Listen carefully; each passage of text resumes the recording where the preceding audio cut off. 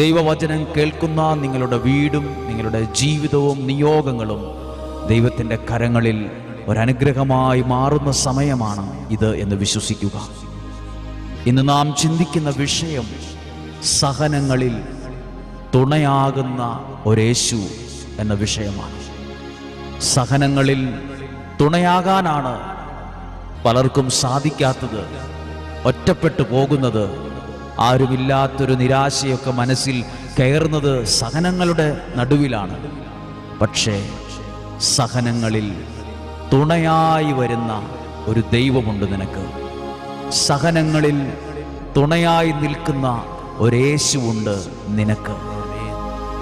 യോനാ പ്രവാചകൻ ദൈവത്തിൽ നിന്നകന്ന് ഒരുപാട് ദൂരം യാത്ര ചെയ്യുന്നപ്പോഴും ദൈവത്തിൻ്റെ കണ്ണുകൾ യോനായെ കാണുന്നുണ്ടായിരുന്നു.